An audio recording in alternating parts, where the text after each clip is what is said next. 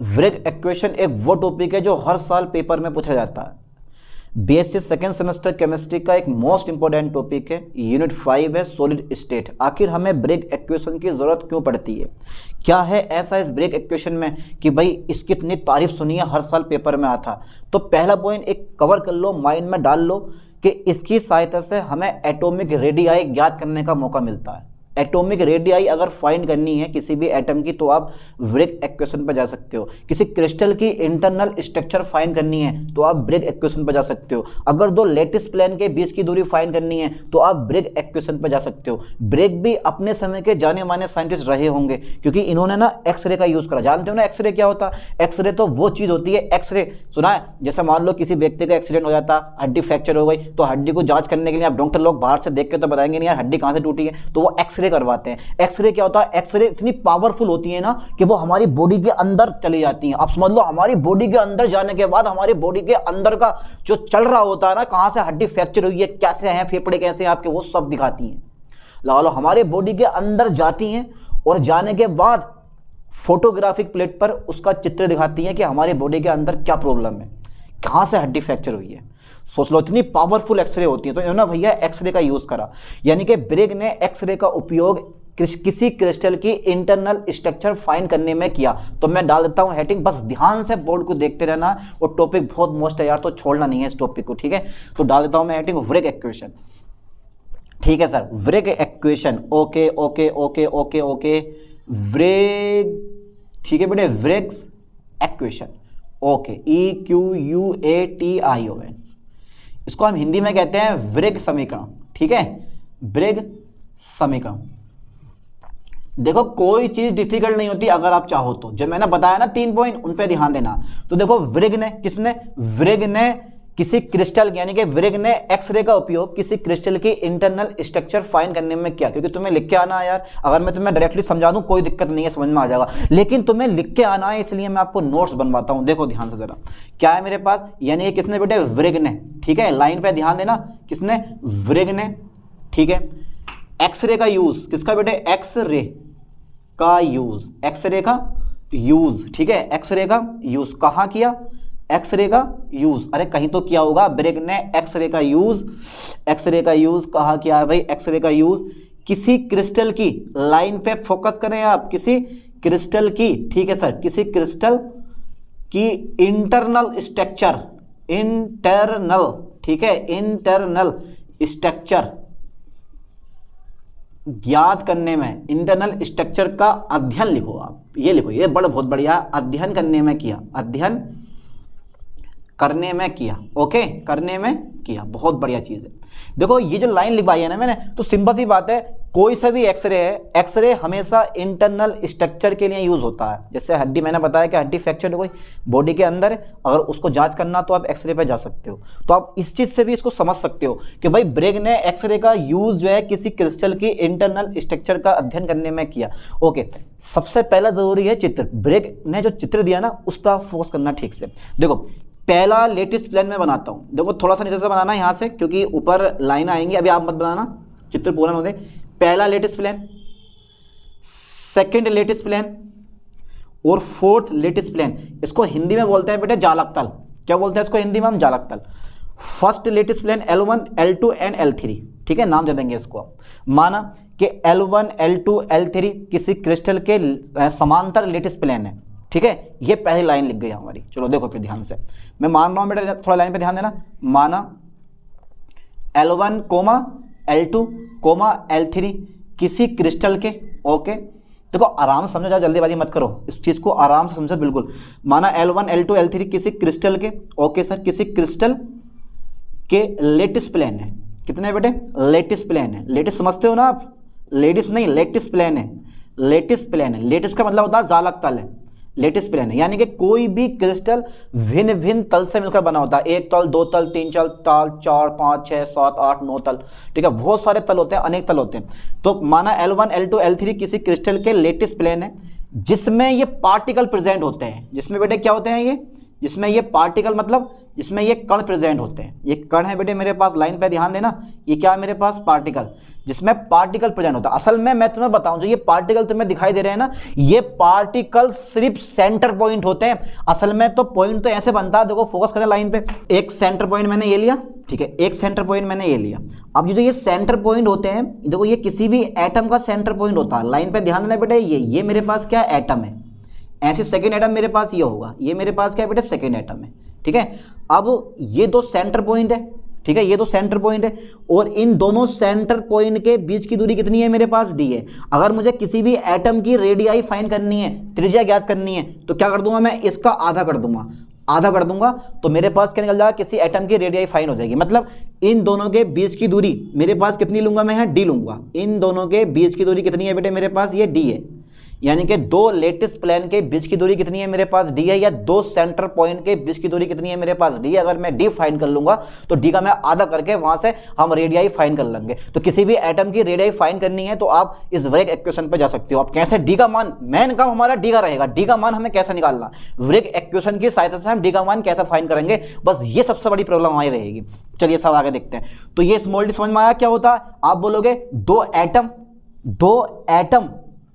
के सेंटर के बीच की दूरी है, या आप बोलोगे दो लेटिस प्लेन के बीच की दूरी है, ठीक है। चलिए साहब, ऐसे इस पे सेंटर पॉइंट होंगे प्रेजेंट हमारे, ये सेंटर पॉइंट हमारे प्रेजेंट है इस पे, ठीक है। इनको मैंने पार्टिकल बोल दिया है, ठीक है। लेटिस प्लेन है जिन पर पार्टिकल प्रेजेंट होते हैं, जिन पर पार्टिकल प्रेजेंट होते हैं, जिन पर पार्टिकल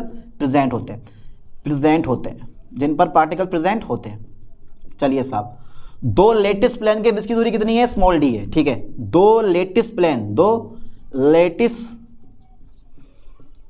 के बीच की दूरी, दो लेटिस प्लेन के बीच की दूरी कितनी है बेटे, बीच की दूरी स्मॉल डी है, स्मॉल डी है। काफी होगी लैंग्वेज, ज्यादा फालतू की लैंग्वेज लिखनी नहीं है, बस समझ गए कितना यार। माना L1 L2 L3 किसी क्रिस्टल के लेटिस प्लेन है जिन पर पार्टिकल प्रेजेंट होते हैं। दो लेटिस प्लेन के बीच की दूरी कितनी है मेरे पास, स्मॉल डी है। नेक्स्ट पॉइंट करवाऊं आपको अब। ओके। अब क्या होता है कि एक एक्सरे बीम आता है। एक्सरे इतना पावरफुल होता है कि इस क्रिस्टल के अंदर प्रवेश कर जाता है। एक्सरे के बस की बात है, वरना किसी दूसरे रे के बस की बात नहीं है। बाकी कण आते हैं, अल्फा कण वगैरह, बीटा कण वगैरह, इनका यूज होता है, बाकी तो हम उन तो हटा दे रहे हैं। खाली हम क्या करेंगे, एक्सरे का यूज करेंगे। तो अब देखो, एक बीम यानी कि एक्सरे बीम कुछ इस टाइप से, ये क्या बेटे मेरे पास, ठीक है, ये है एक्सरे बीम। आगा इसका नाम दे दो पर्सनली, इसका नाम दे दिया मैंने जी, इसका नाम दे दिया मैंने जी डैश। तो ये क्या है मेरे पास, एक्सरे बीम है, और कितने कोण पे आपसे तो गिरता है, ये थीटा कोण पर। यानी कि एक एक्सरे बीम, ठीक है, एक एक्सरे बीम, ओके सर, एक एक्सरे बीम जो होता है, या फिर एक्सकिरण बीम, एक एक्सरे बीम लेटिस प्लेन पर, कहाँ पर बेटे, लेटिस प्लेन पर, ठीक है, लेटिस प्लेन पर थीटा कोण पर क्या होता है, गिरता है। ओके, आया और गिर गया, आए और गिर गया। तो ये आ रहा है इस टाइम, ठीक है। अब क्या होगा, अब देखो कुछ किरणें यानी कि कुछ बीम, तो भैया यहां से टकरा के ऐसे मुड़ जाएगा, थीटा कोण पर परावर्तित हो जाएगा, और कुछ इसके अंदर जाएगा बेटे। ये किरण तुम्हारे पास क्या होगी, अंदर जाएगी, और अंदर से ये निकल के बाहर जाएगी कुछ इस टाइप से, ये ठीक है। ये इसका नाम दे दो, इसका नाम दे दिया मैंने बी, इसका नाम दे दिया मैंने डी, इसका नाम है एच, इसका नाम दे दिया मैंने एच डैश, ठीक है। ज़्यादा लंबी मैं कथा लिखवाने वाला हूँ नहीं, जितना है उतने करवाऊंगा, फालतू हमें करने की जरूरत भी नहीं है। तो एक्सरे बीम लेटिस प्लेन पर थीटा कोण गिरता है, यानी कि थीटा कोण पर गिरता है, ओके। एक एक्सरे बीम लेटिस प्लेन पर थीटा कोण पर गिरता है, जिसका कुछ भाग, लाइन पर फोकस करें, जिसका कुछ भाग परावर्तित होकर, जिसका कुछ भाग क्या होकर बेटे, जिसका कुछ भाग लेटिस प्लेन से थीटा कोण पर, ठीक है, थीटा कोण पर VH तथा DH डैश दिशा में क्या होता है बेटे, दिशा में परावर्तित हो जाता है, अब ये बताओ, ये लैंग्वेज ज़्यादा टफ है किसको ये लैंग्वेज ज़्यादा टफ लग रही है? ये लैंग्वेज बिल्कुल इजी लैंग्वेज है, सिंपल सी भाषा, आराम से आप कवर कर लोगे और यही आपको पेपर में भी लिख के आना। यार एक इजी पॉइंट है, इतना तुम्हें जैसे तुम सोचते हो ना डिफिकल्ट है, वो कहाँ डिफिकल्ट होता है। ये ब्रेक इक्वेशन ज़्यादा डिफिकल्ट है। बस 3 पॉइंट पता होना चाहिए, किस काम में आती है, कैसे प्रूव की जाती है और कहाँ इसका यूज़ होता है, बस बात खत्म। ठीक है, आराम से कवर कर लोगे। चलिए साहब, मैंने क्या बोला कि एक एक्सरे बीम का नाम दिया है मैंने, एक एक्सरे बीम मतलब जी डैश। अगर चाह रहे हो आप तो यहाँ पर आप लिख सकते हो जी डैश, ये और लिख देना यहाँ पे। माना एक एक्सरे बीम जी डैश, एक एक्सरे बीम जी डैश काय पे गिरता है? लेटिस प्लेन पर थीटा कोण पर गिरता है। ठीक है, जिसका कुछ भाग परावर्तित यानी जिसका कुछ भाग थीटा कोण पर BH और BH डैश, ये बेटे BH है, BH और DH डैश दिशा में परावर्तित हो जाता है। हो गया। अब बात यहाँ ये आती है कि इसको अब हमें ब्रेग इक्वेशन को प्रूफ कैसे करना है। प्रूफ करने के लिए हमें थोड़ी सी मेहनत करनी पड़ेगी, ज़्यादा नहीं। अब वो मेहनत कैसे करनी है देखो, वो बताता हूँ आपको। पहले ये देखो, ये वाली किरण आई और टकरा के ये चली गई इधर को। दूसरी किरण ये वाली आई, दूसरा यानी कि इस बीम की एक किरण, एक एक्सरे मेरे पास ये टकरा के इस दिशा में चला गया। ठीक है, अब ये बताओ कौन सी रे ज़्यादा ट्रेवल करेगी, कौन सी रे ज़्यादा चलेगी, ज़्यादा डिस्टेंस तय करेगी? ये वाली ज़्यादा चलेगी और ये वाली क्या होगी? कम चलेगी, है ना। कितना पथ में अंतर है, इन दोनों के पथ में कितना अंतर है? तो पथ में अंतर देखो, ये अगर मैं इसको इससे मिला दूंगा ना मेरे दोस्त, इसको जो है आप इससे मिला दो, इसको इससे मिला दो, तो यहाँ से यहाँ तक की दूरी और यहाँ से यहाँ तक की दूरी बराबर है। तो पथ में कितना अंतर हुआ? पथ में बेटे इतना अंतर हुआ, इसको मैंने बोल दिया A। तो AD क्या है मेरे पास? पथ में अंतर हो गया। ऐसी ये वाली किरण पहले पहुंच जाएगी, ये वाली किरण क्या होगी? बाद में पहुंचेगी। कितनी बाद में पहुंचेगी? A नाम दे दो उसको भी, इसका नाम दे दिया मैंने C।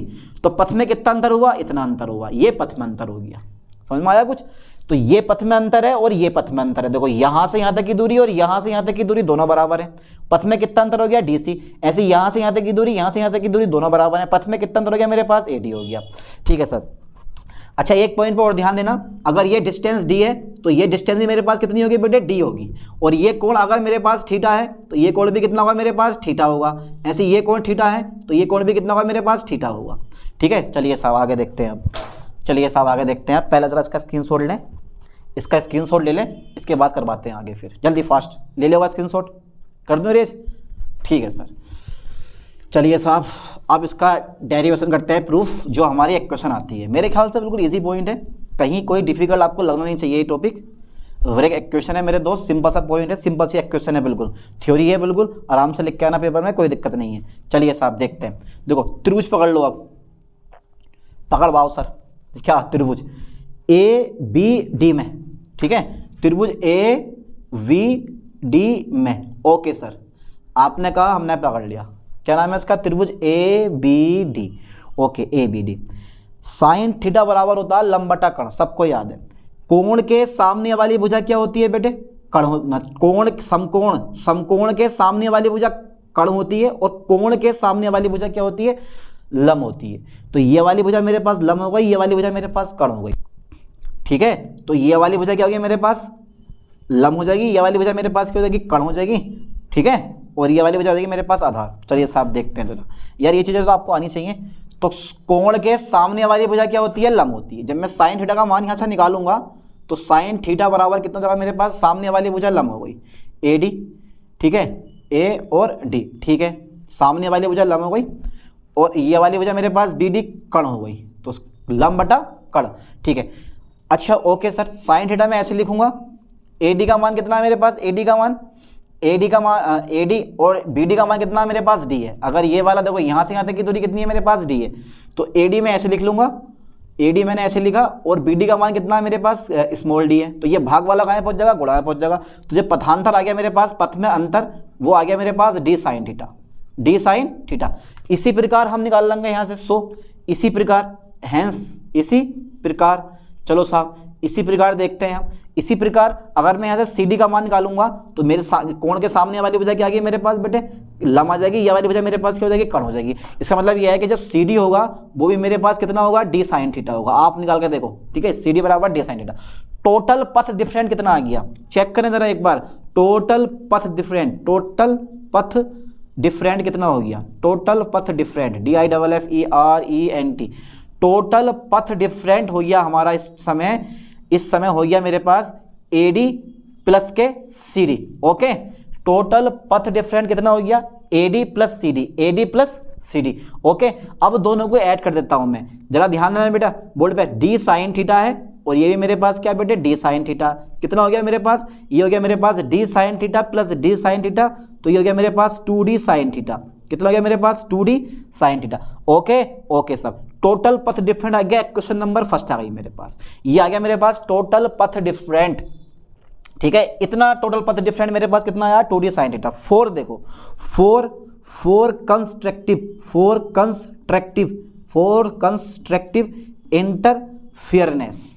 इंटरफियरनेस। ठीक है बेटे, 4 कंस्ट्रक्टिव इंटरफियरनेस, तो ये फॉर्मूला तुम्हें याद करना पड़ेगा। 4 कंस्ट्रक्टिव इंटरफियरनेस बराबर आता तुम्हारे पास एन लैम्डा, जो मेरे पास पथ डिफरेंट आता ना बेटे, पथ डिफरेंट DIFFERENT, पथ डिफरेंट, वो आता है मेरे पास कितना बेटे एन लैम्डा आता फ्रॉम क्वेश्चन नंबर 2। तो ये मेरे पास क्या है, ये भी मेरे पास पथ डिफरेंट है और ये भी मेरे पास क्या है पथ डिफरेंट है। तो दोनों समीकरण 1 बाय 2 से, दोनों समीकरण कैसी है मेरे पास बराबर हो जाएंगे, यानी कि एन लैम्डा जो है वो इसके बराबर हो जाएगा from equation first and second. तो दोनों के दोनों देखो, यही पथ डिफरेंट है, ये भी पथ डिफरेंट है। ठीक है, तो जहां मेरे पास ये पथ डिफरेंट आया है मेरे पास, उसकी जगह इस पथ डिफरेंट की जगह मैं क्या लगा दूंगा, ये एन लैम्डा लगा दूंगा, यानी कि यहां मैं एन लैम्डा लगा दूंगा। तो from equation first and second, line पे फोकस करें बेटे, from equation first and second. ठीक है, from equation first and second. तो देखो पथ डिफरेंट दोनों बराबर हैं, तो इसका मतलब है ये और ये दोनों कैसे होंगे, बराबर होंगे। तो मैं इक्वेशन को कुछ यहां लिख रहा हूं, इस टाइप से आ जाएगी मेरे पास इक्वेशन ये वाली, एन लैम्डा इक्वल टू हो गया मेरे पास 2D साइन थीटा। ठीक है, N lambda 2D sine theta, और ये क्या बेटे, ये क्या मेरे पास, ये है ब्रेग इक्वेशन है। ये क्या चीज है, ब्रेग इक्वेशन है, लिख दो, ये है ब्रेग इक्वेशन है। ये क्या है बेटे, ब्रेग इक्वेशन है, ये है ब्रेग इक्वेशन है। ओके सर, ये है ब्रेग इक्वेशन है। एक खास बात तुम्हें बता दूं मैं, ये क्या मिल गई मुझे, एल लैम्डा बराबर 2D साइन थीटा, ये क्या है ब्रेग इक्वेशन है। अब एक चीज तुम देख लो इसमें कि भाई थीटा का मान ज्ञात होने पर, थीटा का मान यानी कि इस समीकरण की सहायता से, यानी कि थीटा का मान ज्ञात होने पर इस समीकरण की सहायता से हम डी का मान ज्ञात कर सकते हैं। लेकिन हमें थोड़ा सा और लिखना है इस पॉइंट पे, जहां बता दूं मैं आपको, जहां ये जो मेरे पास लैम्डा है, यह है बेटे वेवलेंथ, क्या है ये है wavelength, LENGTH, wavelength of x ray, ये क्या है बेटे, wavelength of x ray. Okay, N क्या है मेरे पास, एन है तुम्हारे पास इंटीजर। ठीक है बेटे, इंटीजर। ठीक है, इंटीजर यानी कि S 1 2 3 ... ठीक है, या इसको बोलते हैं हम ऑर्डर ऑफ रिफ्लेक्शन, यानी कि परावर्तन की संख्या, ऑर्डर ऑफ रिफ्लेक्शन आ जाएगा, ये यहां आ जाएगा भाई। चलिए साहब मैं लिख दे रहा हूं, या मैं बोलता हूं उसको ऑर्डर ऑफ रिफ्लेक्शन, आप लिख लेना खुद, ऑर्डर ऑफ रिफ्लेक्शन। ठीक है, रिफ्लेक्शन, ऑर्डर ऑफ रिफ्लेक्शन। ठीक है, लैम्डा क्या है, वेवलेंथ ऑफ एक्सरे, एन क्या है, इंटीजर S 1 2 3 4 5, और या मैंने लिख दिया कि इस n को एक नाम और होता है, इस n का एक नाम होता है ऑर्डर ऑफ रिफ्लेक्शन। याद कर लेना ठीक से, क्या नाम होता है, ऑर्डर ऑफ रिफ्लेक्शन। ओके, अब देखो थीटा का मान ज्ञात होने पर, इसके बाद लिखना नीचे से हमें कि थीटा का मान ज्ञात होने पर, थीटा का मान क्या होने पर बेटे, ज्ञात होने पर, थीटा का मान ज्ञात होने पर। ठीक है सर, थीटा का मान ज्ञात होने पर, थीटा का मान ज्ञात होने पर इस समीकरण की सहायता से, इस समीकरण की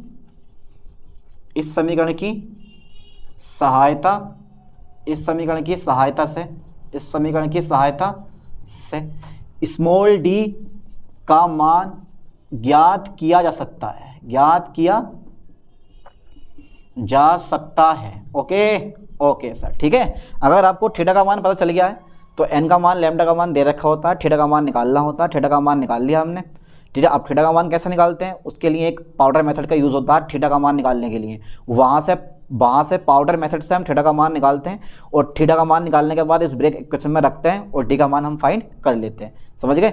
तो इस तरह से इस समीकरण की सहायता से आप किसी भी क्रिस्टल की इंटरनल स्ट्रक्चर या दो एटम्स के बीच की दूरी या दो लैटिस प्लेन के बीच की दूरी या किसी भी एटम की एटॉमिक रेडियस फाइंड कर सकते हो। बस आपको थीटा का मान पता होना चाहिए। और थीटा का मान किससे निकालते हैं हम? पाउडर मेथड से। वो मैं पढ़ाऊंगा नेक्स्ट लेक्चर में।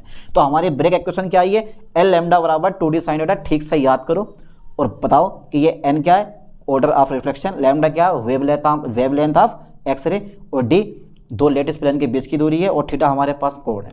और थीटा का मान हम कहाँ से निकालते हैं? पाउडर मेथड से। अब ऐसी एक नई टॉपिक के साथ मिलते हैं नेक्स्ट लेक्चर में। थैंक्स।